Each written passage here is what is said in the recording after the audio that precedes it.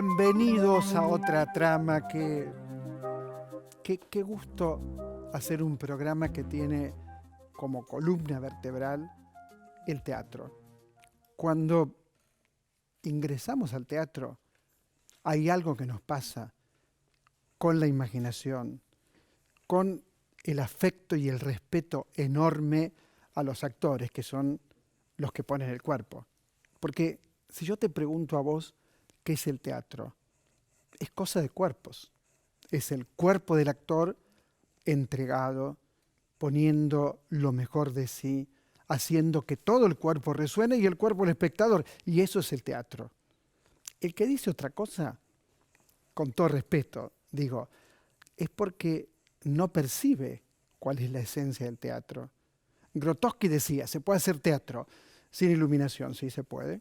Se puede. Sin escenografía se puede, sin decorado se puede. Sin actor no se puede. Les cuento, tengo mucho que contarles. Vi Hamlet en el San Martín. ¡Qué emoción! 3 horas. Y te juro que si duraba 6 horas, yo era feliz. Porque ahora hay una moda ridícula que el teatro tiene que durar 1 hora. ¿Qué les pasa?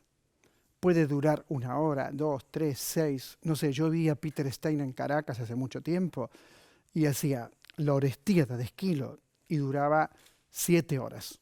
Me acuerdo que fuimos con Keith Stay, con Jaime Kogan, en una colina. Duraban 7 horas. Bueno, Hamlet dura 3 horas, pero está tan bien hecha por Rubén Schumacher, tan bien interpretada por Joaquín Furrier y elenco que podría durar mucho más. Y seguiríamos disfrutándolo. Bueno, hay mucho, pero mucho teatro Pájaro de Barro. No sé por qué, pero también en el Complejo Teatral Buenos Aires. Ahí están las imágenes, dirección de Ana Alvarado. Un muy buen trabajo de Ana Durán, una interpretación muy potente de Lucía Tomás y algo, ahí están las imágenes, que tiene que ver, en principio, con cierto teatro costumbrista, cierto teatro gauchesco incluso. Sin embargo, ahí lo veíamos a Daniel Hendler, en un momento determinado, Lucía Tomás construye su personaje de tal modo que se convierte en una suerte de alegato muy bienvenido feminista. Porque claro, ¿qué es un padre? A ver, ¿qué significa ser padre? Significa tener el deseo de ser padre. No se es padre porque, bueno, el ADN dice, bueno, sí, el ADN dice, hacete cargo, pero eso es otra cosa. Ser padre o ser madre tiene que ver con el deseo. Y eso es lo que plantea Samuel Euchelban en 1940. Escribió Pájaro de Barro en el mismo año que escribió Un guapo del 900. ¿Se acuerdan de Un guapo del 900? Con Alfredo Balcón. Bueno, Pájaro de Barro, Teatro Regio, dirección Ana Alvarado. Vayan a verla. Otra obra, Mar Distante. ¿Con qué tiene que ver Mar Distante? Ahí están las imágenes. Es de Gabriel Escovich. 2 hermanos que se reencuentran y al reencontrarse irrumpe desde la tensión, el conflicto, hasta el humor. Marcelo Buccosi, Roberto Castro, Mercedes Fraile, Daniel Goglino, Gabriel Escovich en un papel muy divertido incluso. Ahí está, es ella la que acaba de entrar. Porque es un pueblo donde hay un museo dedicado a Perón, pero Perón estuvo 8 meses únicamente allí. La obra de Gabriel Escovich y plantea a través del humor por momentos, la ironía en otras escenas, plantea también el problema de la identidad y de cómo, sutilmente si querés, estamos atravesados por la historia. De todo esto habla Gabriel Escovich en Mar Distante, en El Portón de Sánchez, hermosa sala de Roberto Castro. Otro tema, que en realidad es el comienzo de, está en el piso Joaquín Furriel, Rubén Schumacher, es el comienzo de lo que vamos a hablar, y es el Teatro San Martín. De pronto, el Teatro San Martín estuvo cerrado, mucho más tiempo del que debería estar, en mi opinión. hoy brilla, ocupa, como siempre ocupó, ese lugar central de la cultura de los argentinos, que es la calle Corrientes, por sus librerías, por su movimiento, por todo lo que ocurre. Y cuántos recuerdos tenemos del Teatro San Martín. Cuántas veces hemos estado allí, cuántas veces me emocioné viéndolo y escribiendo además un artículo, me acuerdo, cuando Alfredo Alcón hizo Los Caminos de Federico. Y hace poco vino Jorge Witt a este programa y me trajo la crítica, que bueno, yo la perdí, de La Nación, impresa, y me conmovió. Me acuerdo, como si fuera hoy, de Hamlet. Me acuerdo del trabajo extraordinario que hizo Alfredo Alcón en ese Hamlet. Un Hamlet romántico muy distinto al Hamlet de Schumacher. Pero el Teatro San Martín son sus salas. Es una fábrica de teatro. Allí vi a Tadeusz Kantor con La clase muerta. Lo vi en escena. Estaba él presente. Él dirigía desde el escenario. Impresionante, Tadeusz Kantor. Bueno, y ahora hay una muestra Hamlet también en el Teatro San Martín, que nos permite reencontrarnos con el gran Alfredo Alcón y su trabajo en ese Hamlet memorable, pero también con otros materiales, por ejemplo, del archivo personal de Rubén Schumacher. Es como si la muestra acompañara el espectáculo y nos permitiera en algún punto dialogar desde otro lugar con ese espectáculo.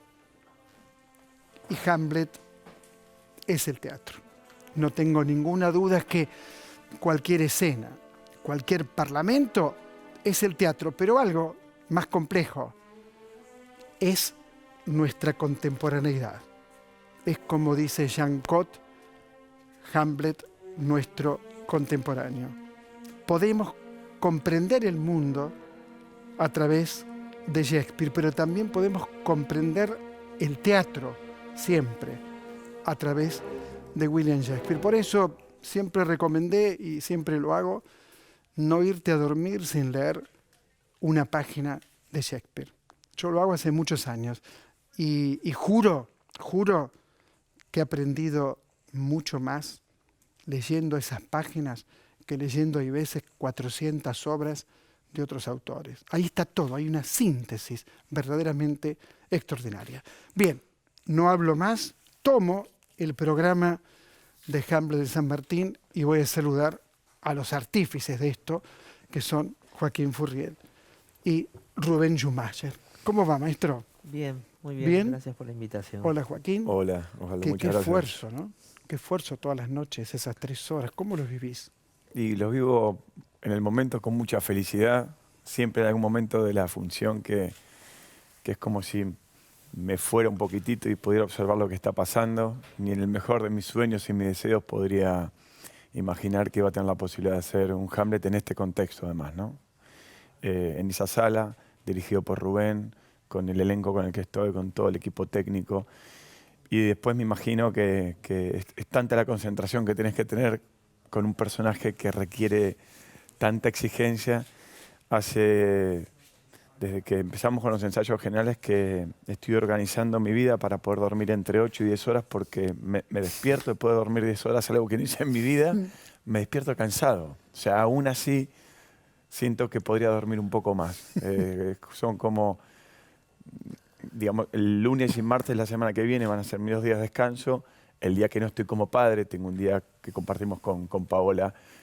Un día Eloísa, mi hija, está con ella, otro día está conmigo, y el día que no está conmigo lo organicé de tal manera para poder hacer una cura de sueño, porque es como que necesitas Tanto te pide, ¿no? Tanto te pide recargar ese mucha personaje. energía. Sí. Rubén, traje, corbata, años 20 a lo mejor, por ahí. Año 19, es como una especie de arbitrariedad. De hace poco me di cuenta que eso eran 100 años de ahora, ¿no? O sea, una especie de posguerra de la Primera Guerra Mundial, como para remitir a una época un poco que no era los locos años 20, ¿no? Sino una época un poco más recoleta, pero después de unas guerras que que también la obra remite a esas guerras entre Noruega y Dinamarca, ¿no? En un reino tampoco demasiado rico, ¿no? Son reinos de Morondanga, en definitiva, esos países, como los plantea Shakespeare. Ujú. Y de alguna manera lo que nos planteamos es como generar una especie de anacronismo, pero que no fuera ni una cosa isabelina, ni tan lejana para el espectador argentino, ni cercana en el tiempo, porque cuando algo está muy cercano, la realidad empieza a filtrarse de una manera fuerte y la gente empieza a decir, pero ¿por qué no le mandó un WhatsApp, digamos, ¿no? A Claro, Ofelia? claro, No, entonces claro. eso empieza a molestar, decíamos, la realidad o la tecnología actual empieza a hacer ruido adentro de una obra. Entonces, encontrar una época que no molestara el decurso del relato, y creo que encontramos una muy Ujú. buena época. Muy distinto al Hamlet romántico, ¿no es cierto?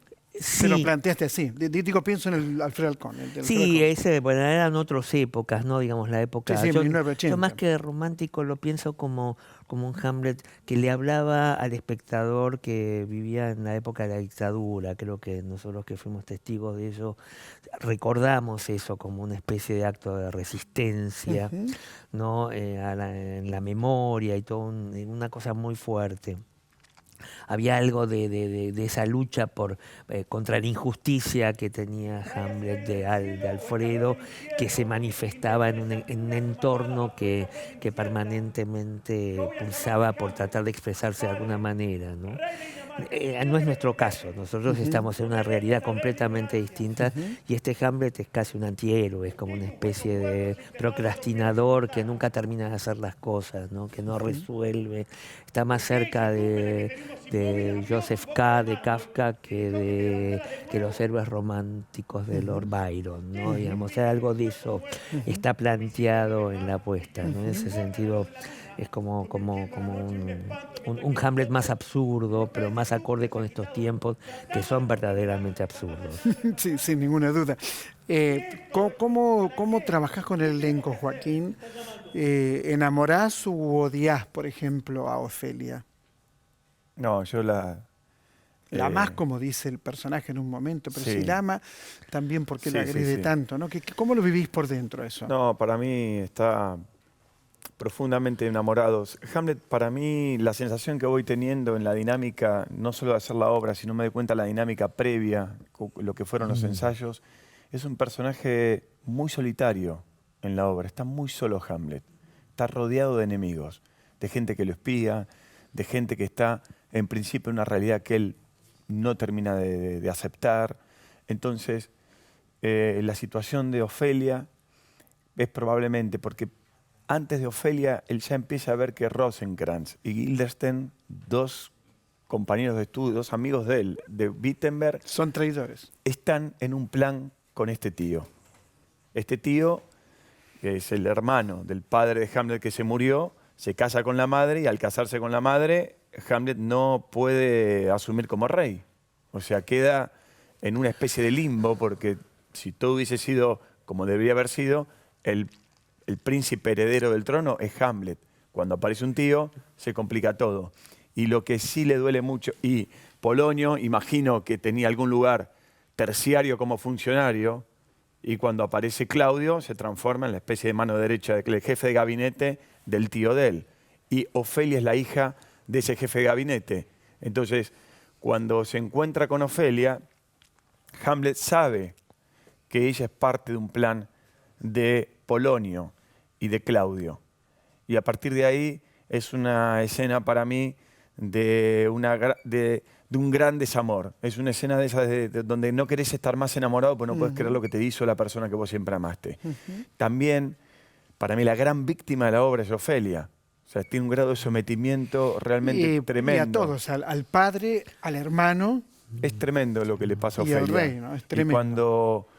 cuando hacemos la escena, además, Belén Blanco es una actriz que yo, de mi generación, es una de las actrices que yo más respeto y más admiro. Es Me buenísima. encanta su, Cuando su canta, ¿viste? personalidad. Cuando canta. Es que es única, porque ha hecho un recorrido muy propio. Nunca a Belén la vi trabajando en lugares donde no esté ella. Veo elecciones. Entonces, cuando Cuando supe que Belén estaba confirmada para Ofelia me dio mucha felicidad, porque es una actriz con la que nunca había trabajado, a pesar de que tenemos prácticamente la misma edad, y tenía muchas ganas de ver qué pasaba con ella, porque somos dos actores diferentes, siempre ocurre eso. Y disfruto mucho la escena. Hay una sola escena como escena. Después tenemos la escena de la representación, donde de alguna manera yo tengo un bullying permanente con ella, la estoy maltratando como para terminar de armar este plan de, ¿ustedes van a jugar a esto? Bueno, yo voy a jugar al loco.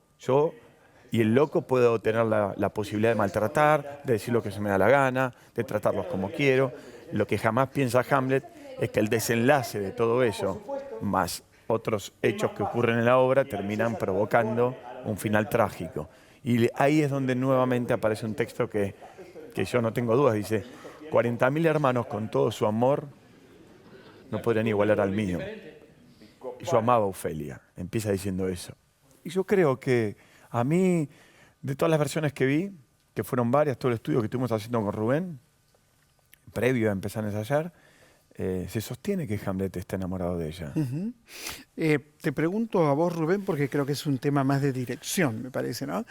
¿El amor de él por la madre te parece que puede ser un amor incestuoso? ¿Te parece que está en ese borde? Como espectador creo que no, creo que vos tomaste otro camino. No, tomamos el camino de que fuera un hijo que está enojado con su madre. Claro, porque esto es lo que me dice, parece. porque es lo que dice. Yo creo que la idea del amor incestuoso es un aporte más del psicoanálisis, es más como, está sobre la obra porque se le insertó a la obra, más que la obra lo plantee, ¿no? Digo, creo que el psicoanálisis empezó tanto Freud como luego Lacan en sus clases, van a hablar de ese amor incestuoso de Hamlet con la madre, lo van a tratar de hacer el paralelo con Edipo, ¿no? Que paradójicamente ahora vamos a tener un Edipo en el Cervantes, entonces que este Edipo y Hamlet es una alegría para el mundo el del Edipo teatro, de ¿no? Albert Unger. De Albert Unger, dirigido por Cristina Vanegas, pero me parece que Hamlet, como muy bien decía recién Joaquín, hay algo de esta cuestión de la soledad que tiene, ¿no? Él arranca la obra hablando pestes de su madre, entonces uno puede decir que se tenga un amor incestuoso para con su madre, ¿no? Ni siquiera porque no se quedó con él, no, es que lo traicionó al padre. Esto es muy claro en todo el planteo. Y yo preferí que en ese sentido no cargar de interpretaciones paralelas, sino que dejar que la obra fuera diciendo su propio decurso, ¿no?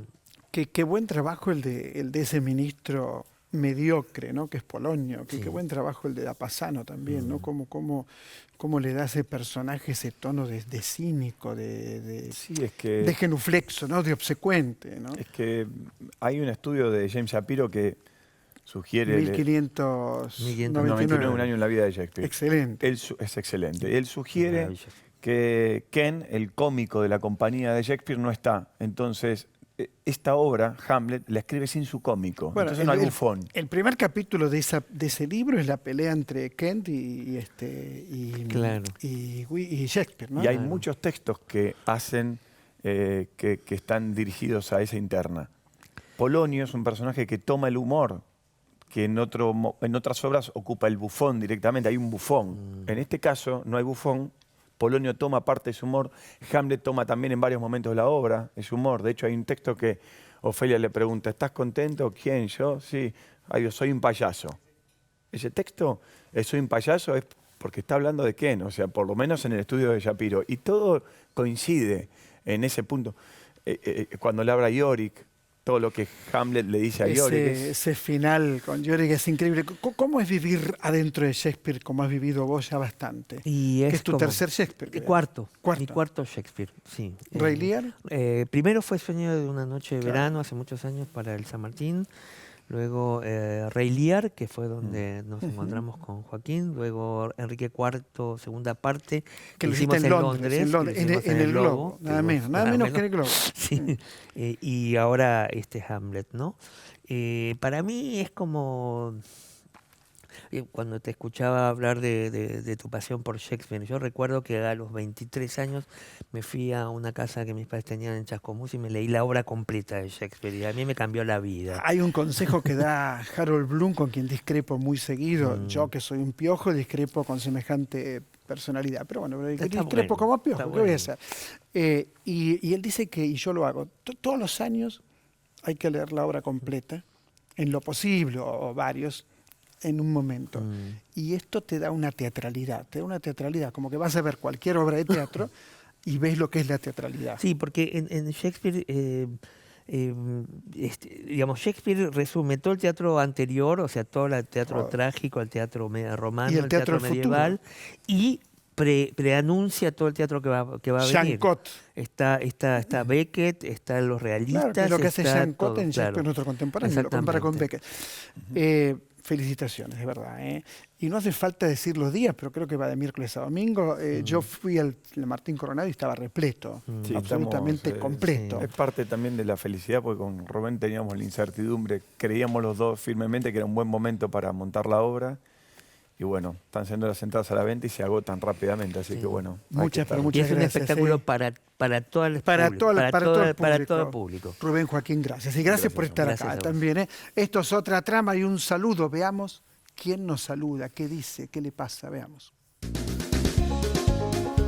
Osvaldo Quiroga, querido, sería para mí un gran honor que vinierais a ver este espectáculo foráneo, basado en una historia de vida, la mía.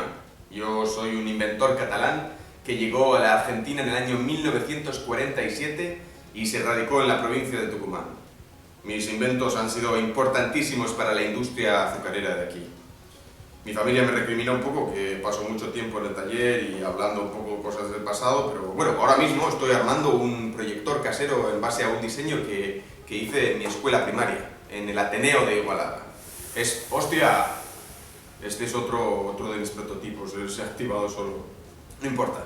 Os espero para ver Foráneo en el Teatro El Brío, Álvarez Tomás, 1582, sábados 21 horas. Espero veros ahí.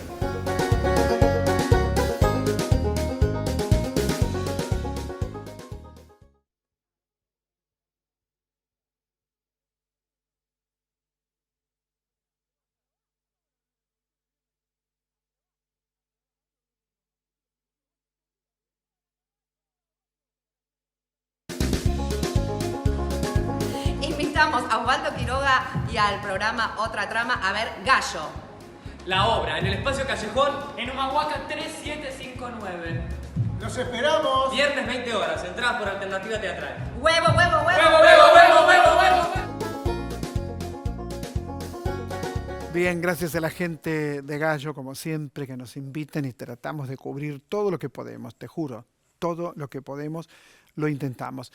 El Bafisi concluye el Bafisi ya este fin de semana y como siempre, ¿no? Esta vez con la dirección de Javier Portafous, ha presentado una cantidad impresionante de poéticas cinematográficas, poéticas que solo podrías ver en el Bafisi, porque lamentablemente el cine se maneja con criterios muy comerciales. Entonces, todo aquello que no sea un tanque, que no sea una película con gran difusión, no llega a nosotros. Por lo tanto, para descubrir nuevas poéticas tenés que sumergirte en los festivales, si podéis viajar a algún festival, o si no, estos 12 días celebrando el Bafisi. Estas imágenes las comparto ya sobre el final del Bafisi, pero para decir que Otra Trama siempre está comprometida con algo tan importante como es el Bafisi. Otro tema, el teatro IFT, el querido teatro IF, Boulogne-sur-Mer 549. Y bueno, hay mucho para contar del IF. Esos son los cienchelos en estos días, o sea, concretamente hoy, operación nocturna de Pompeyo Audiver. Hoy también en el Teatro IF, Rojos Globos Rojos de Eduardo Pavlovsky, pero también Sei de Sique los domingos, Celosía de Flor Aroide, Aroldi, Edipo en Ezeiza. Bueno, hay mucha programación en el Teatro IF, mucha programación. Hay que descubrirla, hay que internarse en las redes, ir al teatro, acompañarlo. Es en Boulogne-sur-Mer 549. Un teatro que tiene una enorme historia y que en este momento esa historia cobra de nuevo peso. Cuando ingresa el público a la sala, una idea que siempre tenemos es mostrar el teatro, mostrarles el teatro, mostrar esa gran sala hermosa que tuvo en el año 1947, se puso la piedra angular de esa sala. Y hoy hay en cartel todas las semanas 6 espectáculos, media docena de espectáculos con poéticas variadas, porque un teatro tiene que tener distintas poéticas, tiene que estar dirigido a un público lo más amplio posible. Y de esto se trata entonces el Teatro IFT, Boulogne-sur-Mer 549, y ojalá vean Operación Nocturna, porque Pompeyo Audiver tiene un talento impresionante, y ojalá vean Rojos, Globos Rojos, con dirección de Cristian Forza, y ven a Flor Aroldi. Bueno, ir al teatro. Siempre el teatro es ir al teatro. Y también es hacer el teatro aquí en el estudio, aquí en nuestro estudio. Voy a saludar ya mismo a Juan Maco. ¿Cómo le va, maestro? ¿Cómo anda? ¿Qué tal, Osvaldo? Bien. Las encadenadas. Las encadenadas. ¿Qué tema, no? Contame. Bueno, sí, yo estaba cursando la materia de dramaturgia en la UNA de Artes Dramáticas, donde me recibí de director y a la que le debo mucho, con Andrea Garrote, y empecé a escribir en el universo de 2 mujeres que trabajaban en la sala crematoria de un cementerio público, casi arbitrariamente. Andrea nos pidió que contextualicemos y ahí se me vino al universo de Pecuén. Se me vino el recuerdo de mi abuelo, Luis, que él era de Carué, y todo siempre escuchando a la familia hablar de Pecuén y de lo que había acontecido, y me pareció que era un universo justo para eso que había empezado a escribir. Y así fue como surgió. De a poco, en el año 2013, empecé a escribirla, después la interrumpí por otra obra y bueno, ahora... Tiene que ver con esta famosa y tristemente célebre inundación de Pecuén. Sí, en el año 85. En el año 85 Pecuén se inunda, que fue un lugar, un destino turístico muy importante, que llegó a competir incluso en su momento con Mar del Plata y otros destinos turísticos de la provincia de Buenos Aires. Aprendí mucho también con un libro, está la autora aquí del libro. De Josefina. Josefina, sí. el apellido. Lícitra. Lícitra. Sí, que nosotros y ahí cuenta que era un lugar muy importante en 1920, por ejemplo. Totalmente. Para nosotros fue ese libro enclarecedor de un montón de cosas. Mónica Driolet, una de las actrices, me lo recomendó de principio que empecé con el proyecto. Me dijo, léetelo. Lo leí en un día, creo, porque... Sí, yo también. Yo lo leí en unas horas. Me fanatizó y después también mi papá también. Estábamos de vacaciones y también lo leyó. Y después dije, bueno, tengo que ir al pueblo. Juan, ¿qué vamos a ver ahora mismo aquí en nuestro estudio? Vamos a ver un fragmento de Las Encadenadas, que son estas 2 mujeres que trabajan en este crematorio del cementerio público de Carué, que es donde está contextualizada la obra. Muy bien, lo vemos. Lo vemos.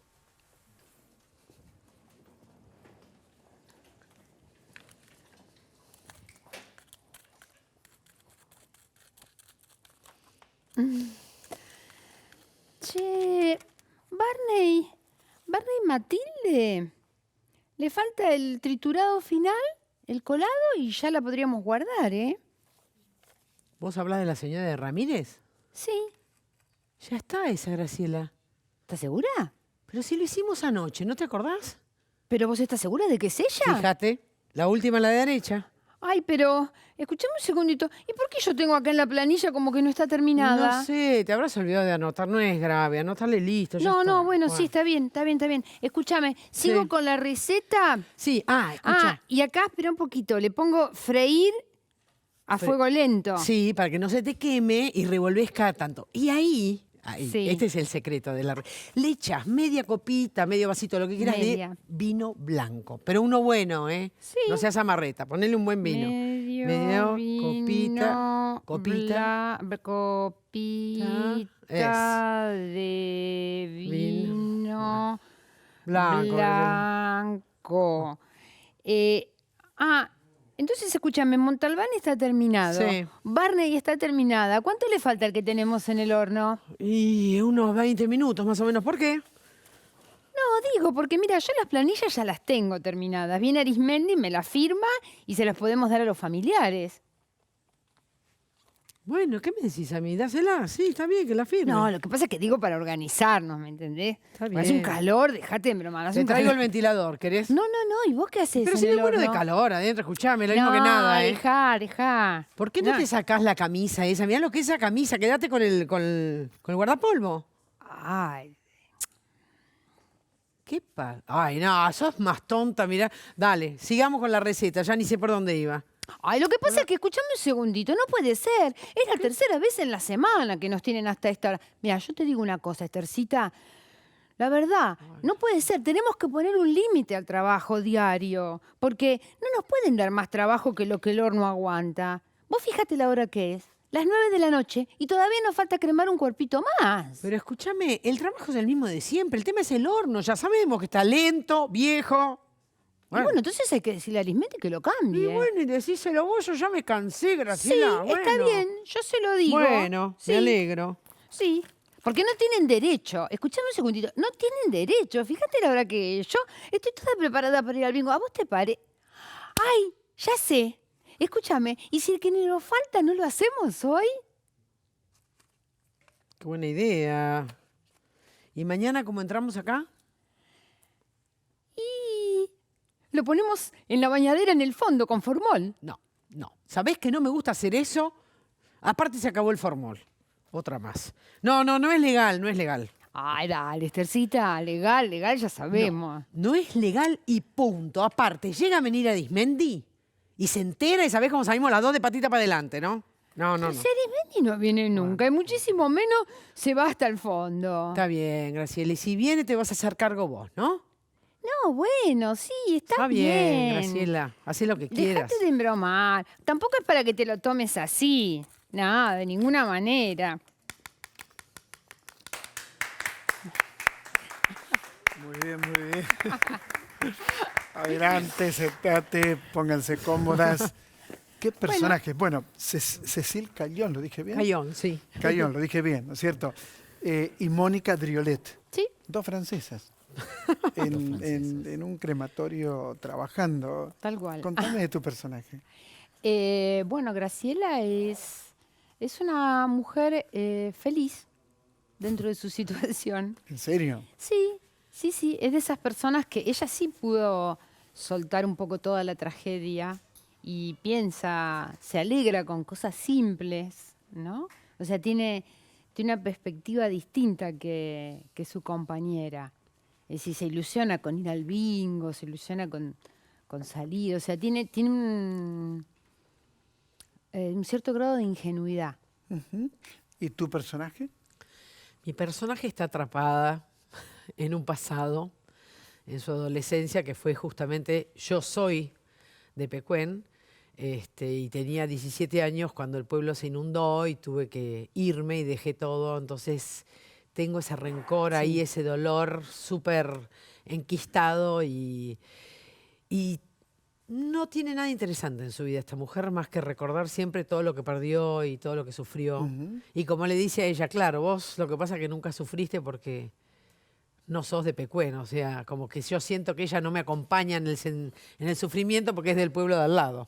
El pueblo es Caruel de al lado. El pueblo de al lado, pueblo de al lado. que es el pueblo vecino más cercano a Pecuén. Uh-huh. ¿Conocían la historia? Sabía de que Digo, había de un... Pecuén. ¿Conocían la historia de Pecuén? ¿Trabajaron con ese material? Sí, bueno, yo conocía que se había inundado un pueblo en el 85, pero no, empezamos a ahondar a raíz de que nos convoca Juan. Como dijo Juan, a mí me fue sumamente útil el trabajo de Aguamala, digamos, porque me dio un poco también el universo que un poco se ve en la obra esta, de situaciones encontradas, de muchas verdades, ¿no? De distintas verdades. Hay un momento que ellos dicen, bueno, ellas dos discuten sobre quiénes fueron los culpables del dolor y de la inundación, digo, ¿no? Hay algo entre todos los inundados que tienen en común la inundación, pero no como la perciben. no lo que después cada uno cuenta o lo que en su memoria pudo reconstruir. Y en el libro está con nosotros la autora, va a conversar con nosotros hoy.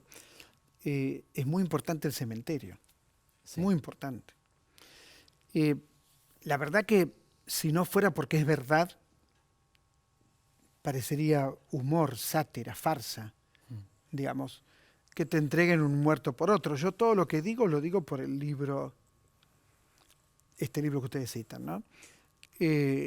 O buscando los muertos entre el agua, o ataúdes flotando. Que eso sucedió en el caso familiar mío, mi bisabuela fue una de esos ataúdes flotantes. ¿Sí? Sí. Entonces, bueno... Sí, ¿Cómo fue la historia? Que, bueno, cuando se inundó Pecuén, se inundó también el cementerio de Carué y a partir de la inundación de los nichos los ataúdes empezaron a flotar. Que luego Pino Solana filmó la película En Viaje y hay una escena, El Viaje, con Walter Quirós, y hay una escena donde Walter Quirós va a buscar a su abuelo y va a visitar a su abuela cuando todavía Pecuén estaba bastante inundada y las casas todavía no estaban de todo convertidas en ruinas. Es impresionante la película, es desgarradora. Pero esto fue la historia de mi bisabuela. Y después cuando yo viajé a Carué y hablé con Lito, uno de los bomberos, que él fue uno de los bomberos, junto con rescatistas, eran los que iban a buscar los ataúdes. Él nos contaba eso, sí, que él estuvo ahí en la laguna metido y que otras personas, otros bomberos y otra gente de ahí, después empezaron a lucrar incluso con los cajones. Está en el mismo libro. Está en el mismo libro. Pensaba, también debe ser difícil construir el crematorio, ¿no? Para ustedes, digo, trabajar en un crematorio, tener que tener ese humor casi de formación reactiva, ¿no? Sí. ¿Cómo lo vivieron a esto? Nos divertimos mucho.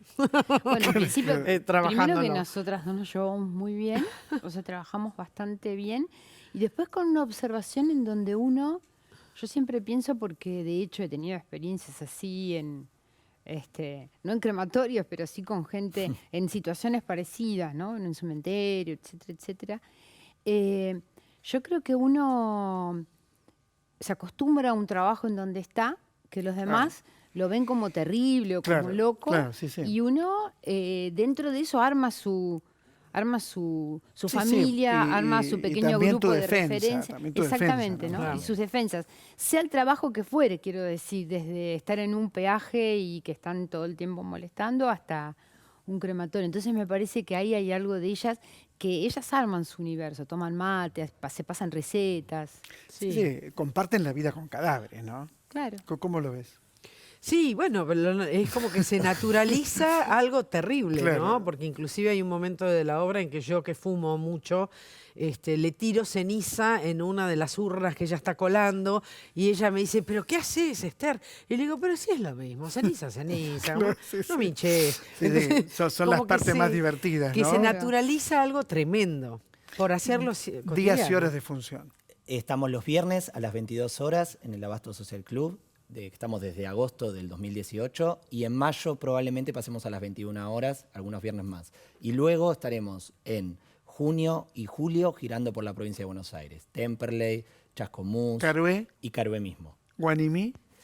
Guaminí, Guaminí. por lo pronto no vamos. Estamos ahí cerquita. pegado. Pero vamos a estar en Carué y probablemente un pueblo cercano también. Estamos viendo, ahí cerrando. Pero la idea es sacarla y llevarla, porque aparte la obra tiene mucho del mundo de los pueblos, los personajes son muy del mundo de los pueblos, que si bien, como vos bien dijiste, tiene mucho humor, también tiene otra parte. Obvio. Que no es solamente porque pero también... hay que verlo y descubrirlo ahí. Muchas gracias. Gracias a vos por Muchas invitarnos. muchas gracias. Muchas gracias. Veamos quién nos saluda, a ver. Bueno, ante todo, muchas gracias a Osvaldo Quiroga y al programa Otra Trama por este espacio que nos dan. Yo les voy a contar lo que me pasa. Resulta que yo estoy acá retenida en un centro comercial porque un guardia de seguridad dice que me vio meter un perfume dentro de mi cartera. A mí, una señora bien, que tengo un marido empresario y todo. Y resulta que, bueno, de tanto esperar acá y de tanto tratar de solucionar este incidente, empiezo a conectarme con cosas de mi vida que no me gustaría recordar. Bueno, el unipersonal se llama La Cajita de Jaspe. Y estamos todos los domingos a las 19:30 en Tadrón Teatro, Armenia y Niceto Vega. Además, ¿saben qué? Las entradas son muy económicas. Los menores de 30 pagan solo 90 pesos. No me dejen sola, acompáñenme.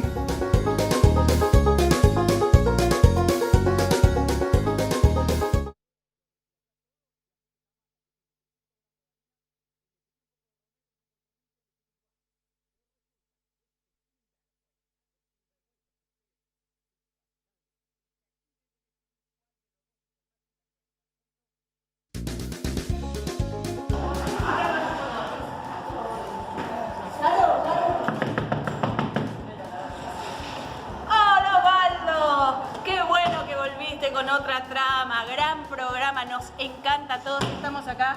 Mirá, el vientre, el hueco de donde venimos. Chao, desarmando toda la función. Hoy tuvimos una función hermosa.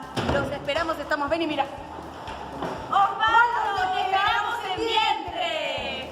Estamos todos los domingos a las 20 horas en La Carpintería, Jean Lloré, 858. Te esperamos a todos. ¡Y a todas! Qué buen saludo. Lo vi el espectáculo. Excelente. ¿Eh? Lo recomiendo muy especialmente. Un espectáculo muy, muy potente que tiene que ver con la historia, que tiene que ver con el feminismo. Muy bien interpretado, bien dirigido. Comienza en la puerta de calle. Ni siquiera comienza dentro del teatro, comienza en la puerta. Muy bien. Cambio de tema. Nos vamos, ¿a dónde? A recorrer el país y empezamos con Catamarca. ¿Qué tal, amigos de Catamarca? ¿Cómo están? Vuelve Falsa Crónica de Juana la Loca. La Comedia Municipal, temporada 2019, repone esta obra hoy y mañana a las 9 de la noche en el Teatro del Sur, Florida 698, entrada libre y gratuita. Recuerde, hoy y mañana a las 21 horas, entrada libre y gratuita. Vuelve Falsa Crónica de Juana la Loca. Y verdaderamente por las imágenes da muchas ganas de ir a Catamarca y verlo. Vamos ahora a la Semana del Arte en Buenos Aires. Este fin de semana son los últimos días para asistir a la feria Arte Va. Artes plásticas, fotografía, talleres, ferias, exhibiciones y también cine en el marco del Bafisi. Entonces, no nos queda, por supuesto, nos quedan muchas opciones, pero esta es una excelente opción. Vamos a la música y nos trasladamos a Córdoba, Quality Espacio, Avenida Cruz Roja, Argentina 200. Quality Espacio, una nueva edición del festival Girl Power con la chilena Ana Tijoux y Miss Bolivia como artistas centrales en Córdoba.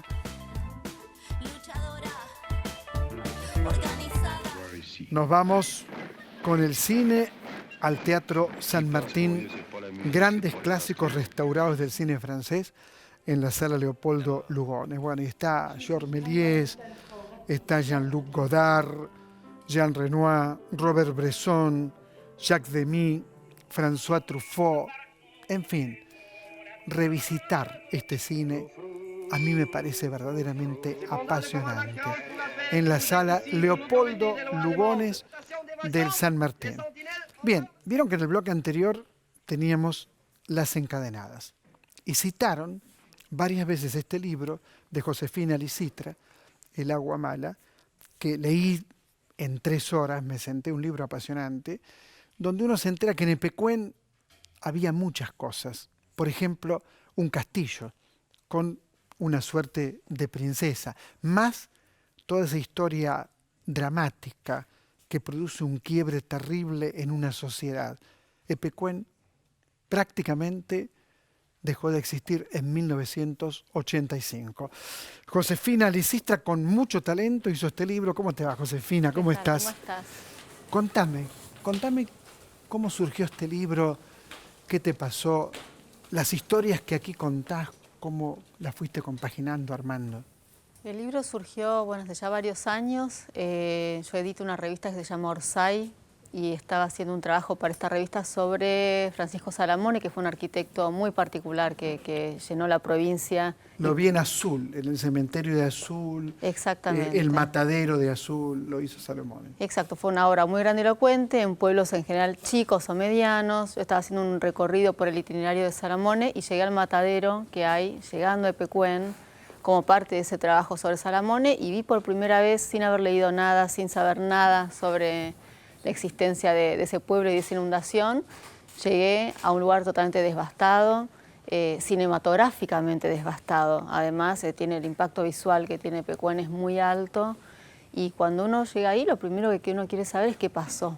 Y buscando un poco de material, lo que vi es que había mucho material visual, incluso audiovisual. Se usó Pecuén para hacer videos. Abel Pintos tiene como un video que transcurre ahí. Pino Solanas tiene parte de su película El viaje también rodada en Epecuén. Hay producciones de fotos, hay algo como esa debacle que tiene un impacto visual, que es usado escenográficamente, pero lo que no encontré es qué había pasado, más allá de alguna que otra línea. Entonces, el trabajo que hice durante algunos años fue tratar de ver eso, qué pasó, y el libro intenta contarlo. Hay historias en tu libro muy conmovedoras, familias enteras destruidas, que perdieron todo, ¿no? Algunos lo tomaron digamos, con menos pesar que otros, pero fue una verdadera catástrofe. ¿Cómo fue vivir estas entrevistas desde adentro? Es cierto que según qué caso, el recuerdo de lo que fue esa inundación es distinto. Las generaciones más jóvenes que vivieron la inundación a los 20 años, 20 y cortos años, pudieron rearmar su vida en otro lado y tienen un registro menos dramático. Ahora, hay toda una generación que es de gente que ya había construido su vida en Epecuén y que tuvo que irse cuando sus casas fueron tapadas por el agua, que no se recuperó. No se recuperó, como de una especie de doble trauma, que es primero la inundación, que es, a mí me impactó mucho eso, que te digan que en un máximo de 21 días todo lo que tenés va a desaparecer y tenés que elegir qué te vas a llevar, qué te querés quedar. Entonces la gente iba como desarmando su casa a pedazos y se la llevaban. No pueden como superar esa instancia que narran todavía hoy con un dolor muy vívido. O sea, uno puede entender que hay una especie como de trauma, digo, no pasó el tiempo para ellos. Para ellos la inundación sucedió ayer. Y después creo que hay otro dolor que viene posterior a ese, que tiene que ver con el olvido, con que no haya habido demasiado registro, más allá del registro coyuntural. Cuando se inundó salió en los medios, pero después no hubo demasiado registro de que eso pasó. Y también aprendí todo tu libro, ¿no? La mentira de ciertos políticos que no se hacían cargo de la situación, el dinero que les dieron para tener nada, para tener mucho menos de lo que tenían posteriormente, cierta mentira, ¿no? Porque hasta el último momento trataban de disimular lo que ocurría. Digo por lo que dice tu libro, ¿es así? Sí, fue así. Es interesante porque por un lado sí, los funcionarios de turno en ese momento decían que la Villa Pecuén no se iba a inundar, si entraba era 10 centímetros de agua. Tengamos en cuenta que hubo hasta 9 metros de agua después. Digamos, la diferencia entre 10 centímetros y 9 metros es grande. Pero por otro lado, sobre esa mentira imperdonable, se montó la necesidad de creer de la población. Todos sabían de alguna manera que Pecuén se iba a inundar. Había como muchos agoreros, entendidos como pájaros de mal agüero, que venían diciendo hay que irse porque esto se va a inundar. Y la gente no se quería ir, porque era un pueblo que vivía trabajando muy intensamente 3 meses al año, y el resto del año podían vivir con los rindes de ese trabajo que era del verano. Claro, porque tuvo un apogeo turístico verdaderamente impresionante. Había un castillo, había una princesa, las aguas tenían un nivel de salinidad verdaderamente extraordinario. Sí, Pecuén fue una villa de turismo muy refinado en la década del 30. Después, con la llegada del turismo sindical, con el peronismo, se transformó más en algo, digamos, con distintos tipos de público, pero más popular también. De hecho, había como una mirada de resquemor con esta nueva población de veraneantes que llegó con el peronismo. Pero lo que nunca cambió es la cualidad terapéutica de las aguas. Son aguas realmente con un... ¿Hoy se puede visitar Epecuén? Sí, se puede visitar. Ahí se paga una entrada que no sé cuánto es, pero es mínima. Y se puede visitar las ruinas, que son monumento histórico. No se puede tocar nada durante muchos años. La gente se llevó cosas, entonces tuvieron que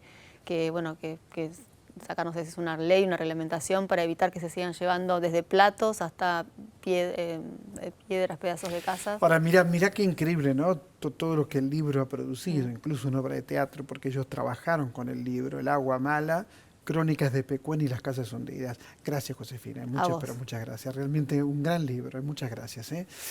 Termina el programa, el placer de comenzar esta temporada, 20 años haciendo primero El Refugio, ahora otra trama aquí en el canal público, en la televisión pública argentina. Y el gusto de que el teatro sea la columna vertebral. El teatro argentino y el teatro de vanguardia, el teatro experimental, el teatro alternativo, en la Argentina es central, absolutamente central. Es muy importante poder difundirlo, poder ofrecer este lugar, este espacio para las distintas poéticas. De esto se trata otra trama y de esto se va a seguir tratando a lo largo de todo este año. Gracias, realmente gracias por elegirnos. Nos reencontramos el próximo sábado en este mismo horario. Muchas gracias.